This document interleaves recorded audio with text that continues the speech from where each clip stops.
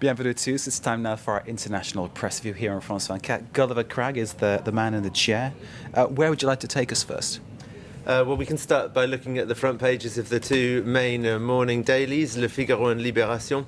Le Figaro has the headline, "A New Tone for Reforms," and a picture of Nicolas Sarkozy looking a little bit red in the face, I think, but I suppose that kind of suggests an air of warmth and kindness, whereas Libération, by contrast, the left-leaning paper, has him looking decidedly cold and a bit stern, though he has got a sort of slightly forced smile. It's very much an interesting way of looking at it. I mean, certainly the Libération picture does look a lot warmer, doesn't it, as you say? They certainly Le picked Figaro's that, picture looks a lot warmer, yeah.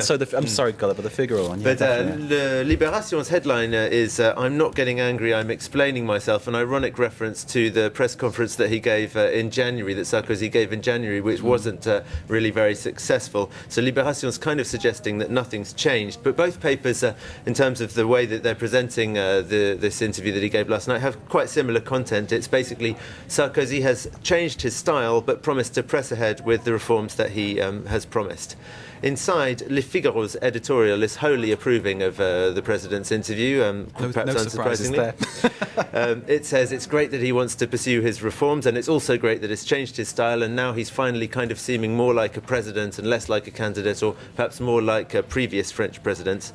And it also says that Sarkozy dominated his interviewers. But if we turn back to Libération, the left-leaning paper suggests in an article entitled "At the Élysée Theatre" yesterday evening that was all thanks to the stage management by the Élysée Palace. The interviewers were chosen and the set was designed and specified so that there would be interviewers who would, of course, ask difficult questions, but perhaps not too difficult, Libération suggests. And the new presidential style is definitely a very deliberate move by Sarkozy. With his falling popularity, he's thinking maybe it'd be better if I was a bit like the previous guys. But actually, though, Libération's editorial is quite mild, to be fair. It actually praises Sarkozy's newfound humility, saying that can only be a good thing, and concedes that he's perfectly justified in saying that in the current economic conjuncture worldwide, no president could have put more money in people's pockets. Indeed. But it does say that Sarkozy's tax policy remains unfair and criticises his immigration policy. So for Libération, basically, the decor has changed, but the play is still the same. Okay. How about that's the sort of like the diverse opinions at home, sort of left and right, I suppose. You'd expect that sort of like from the Libération and Le Figaro, of course. How about the international press? What are they saying?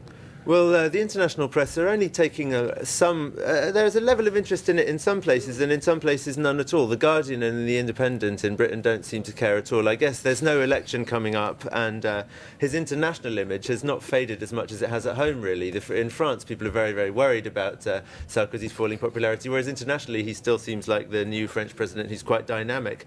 The Times does cover it, saying Sarkozy takes blame for mistakes. Exactly the same story in El País. Sarkozy admits committing errors, and in Die Welt in Germany, Sarkozy admits mistakes. Almost the same headlines all over Europe. So they're kind of saying, well, oh look, the French president has admitted mistakes, but almost as though they weren't really sure that he had made any mistakes before that. And obviously, no reference to Carla Bruni anywhere in the coverage, I suspect, so that's obviously something that's quite new. No. The Daily Telegraph. I can just give a little bit of comfort to Nicolas Sarkozy with his falling popularity, in that Gordon Brown in Britain is suffering perhaps even a worse fate. The Daily Telegraph reports that Labour has sunk to its lowest opinion poll rating compared to the Conservatives in 21 years. So that goes right back to Margaret Thatcher's last election victory in 1987. Okay, right-wing Daily Telegraph rubbing their hands in glee, no doubt, Indeed. Gulliver. Thank you very much for that, wrap around the world's press, and obviously a look at how Sarkozy's speech was interpreted here in France. You're watching France 24. Stay with us.